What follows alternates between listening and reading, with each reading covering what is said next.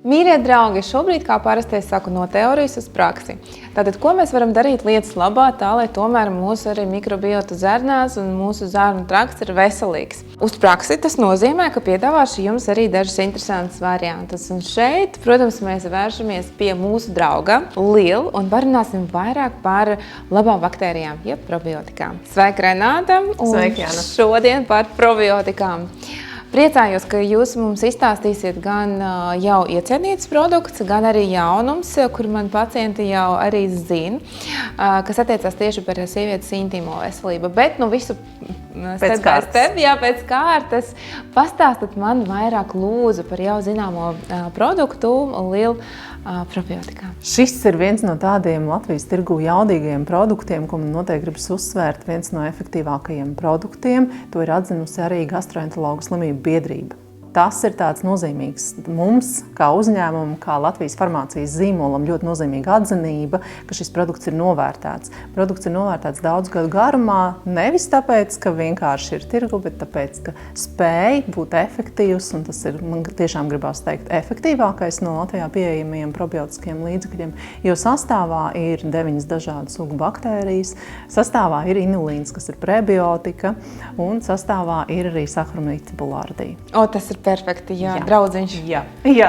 Es vienmēr saku saviem pacientiem, ka Saccharomyces ir kā draudziņš, vai ne? Tā kā probiotikām viņš tā kā ļoti labi pievaktē un palīdz tieši labām baktērijām arī atjaunoties, saražoties un tā tālāk. Jā. Sakiet, kā pareizi lietot probiotiku? Bieži man pacienti jautā, doktor, no rīta, pirms miega, pirms ēšanas, pēc ēšanas dienas laikā, tukšā dušā, kā ir? Pareizāk būtu nedaudz apēst kaut ko, saprāt robežās, ievērojot veselīgu dzīvesveidu un tādu lietot probiotikas.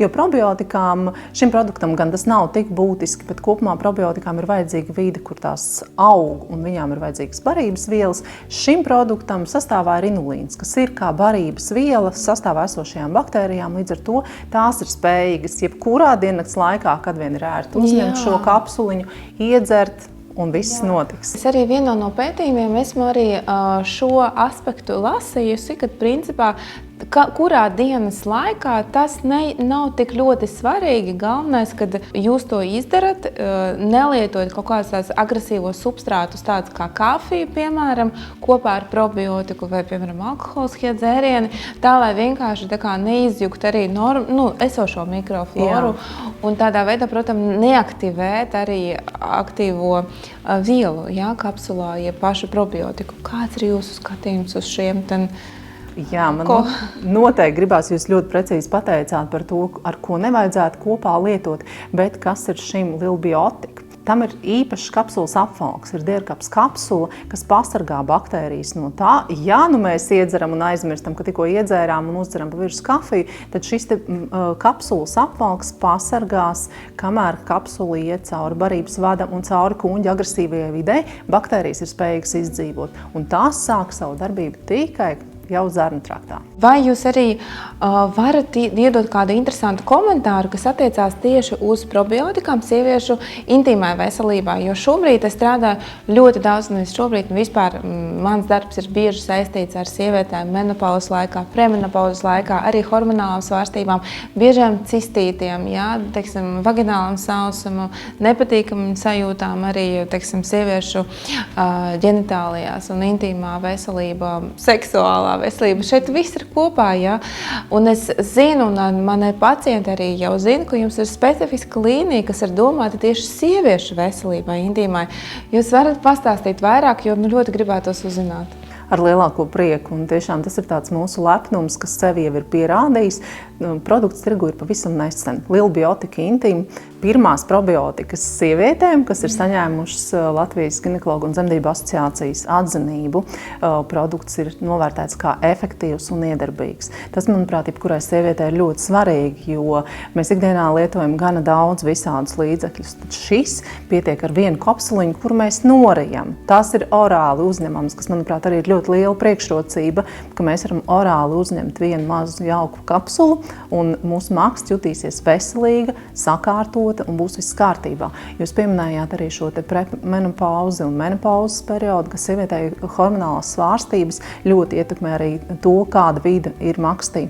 Un arī šeit jau klīniskie pētījumi ir pierādījuši tieši šī produkta kombinācija ir 4 klīniskie pētījumi, kas ir pierādījuši efektivitāti. Jau pēc 7 dienām sieviete jutīsies daudz labāk, jau būs pirmie rezultāti.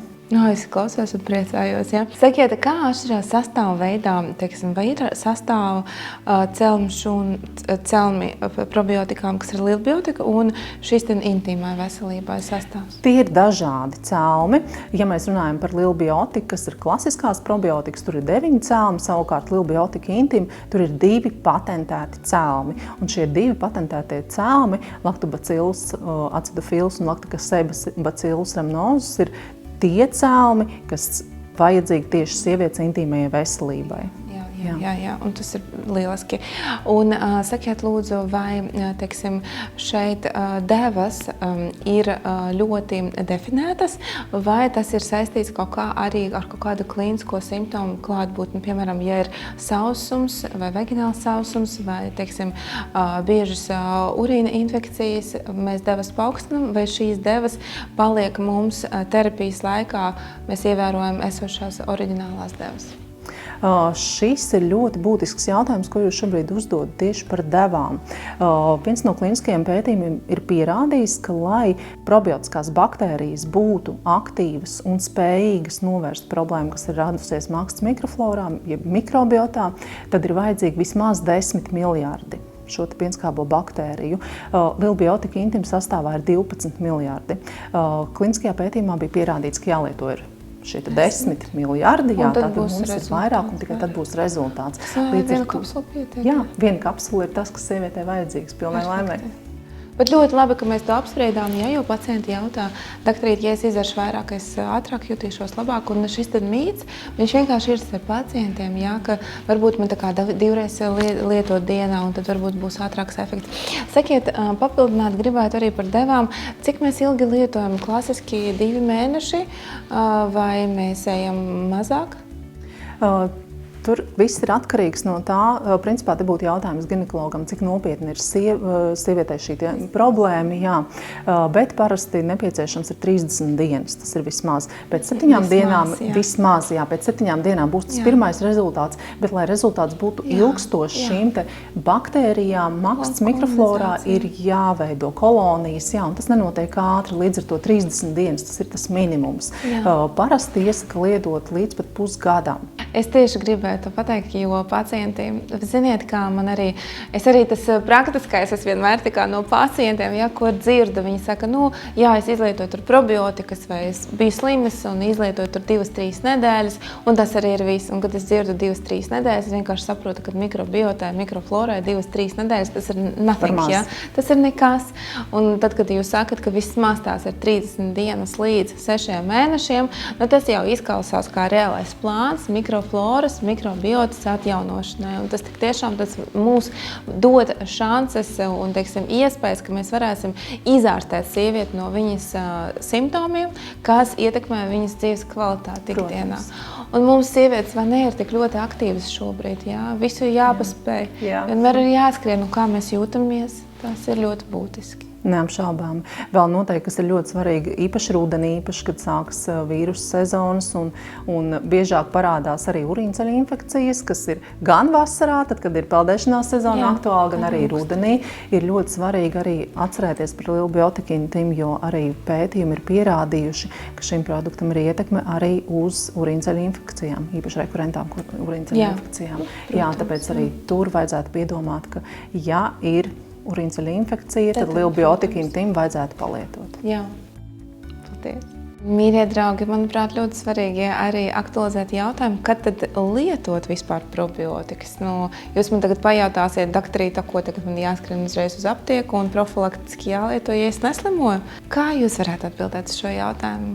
Kad mums jālieto probiotikas? Man noteikti gribētos teikt, ka jāpiedomā ir pie tā, vai es lietoju probiotikas un kad es lietoju. Pirmais, man liekas, viszināmākais fakts, kad ir jālieto pēc antibiotiku lietošanas kursa. Šīs probiotikas, Lilbiotika probiotikas ir droši lietot uzreiz arī uzņemot antibiotikas, nav jāgaida nedēļa pēc tam, var uzsākt uzreiz, varbūt nevajag kopā abas divas dzert antibiotikas un Lilbiotika reizē, bet ar kādu stundas pauzi tad noteikti vajadzētu. Tas būtu tas primārais. Otrakārt, ja mēs domājam par pusauģiem, noteikti arī jūsu praksē ir pusauģi, kuriem ir problēmas ar sejasādu, kuriem ir problēmas ar iekaisušām pūtītēm, tas arī šeit ir jādomā par to, kas notiek mūsu zarnu traktā, jo zarnu trakts ir tieši atbildīgs par to. Līdz ar to arī šajā situācijā Lilbiotika būs tas, kas varētu palīdzēt. Pusauģiem justies labāk, jo viņu sejasāde izskatīsies labāk.